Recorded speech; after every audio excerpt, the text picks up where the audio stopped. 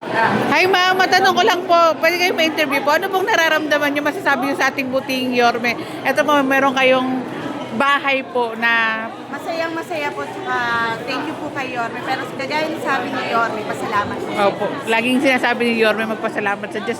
May mensahe pa po ba kayo kay Yorme? God bless po palagi at good health. Sana huwag niya munang iwanan ang Maynila hanggang pwede pa siya. Pag natapos yung term niya, pag gusto niya pang bumalik sa Maynila, bumalik siya lagi. Tsaka sana kung swerte mas mapapabuti ang Pilipinas. Siyempre kung magiging presidente Yes siya. po. Pero request talaga namin mga taga Maynila, Manila mo.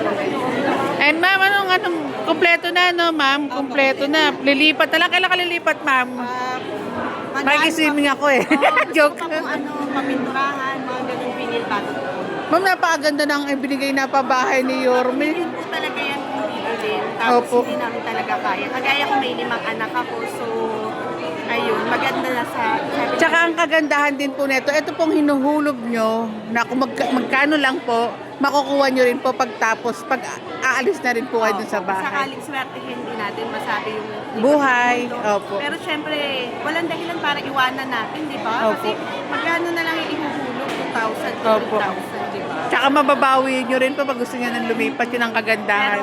hindi ko balak na ipabawi kasi sabi nga, hanggang wala na ako, pwede pa yung apo ko Opo, dyan, tama, napakalaking opo. blessing talaga. May legacy akong may iwan sa pamilya. Sa Opo. tulong ng gobyerno natin.